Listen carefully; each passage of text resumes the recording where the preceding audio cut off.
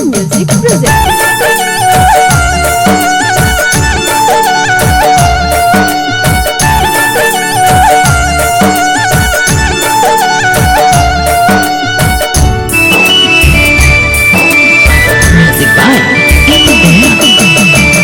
रेशम की डोरी बांधो भाई के कलाई पे, रेशम की डोरी बांधो भाई के कलाई पे।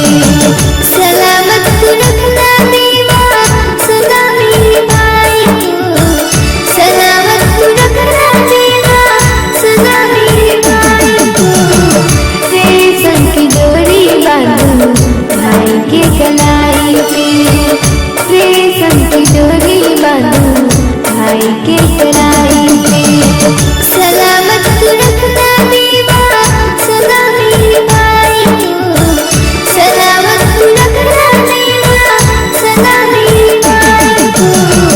रेशम की डोरी बांधो भाई के कलाई पे, रेशम की डोरी बांधो भाई के कलाई पे।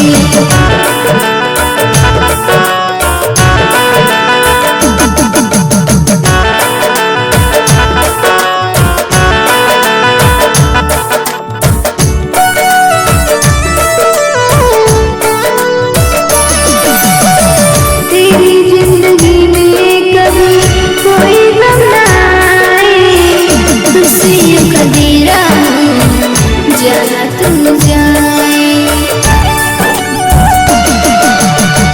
तेरी जिंदगी में कभी कोई गम ना आए, खुशियों का डेरा जहाँ तुम जाए। खुशियों का डेरा जहाँ तू जाए। तेरी उड़ान सदा की जिंदगानी, तेरी उड़ान सदा की जिंदगानी। कभी तेरी आँखों से आए न पानी, कभी तेरी आँखों से आए न पानी।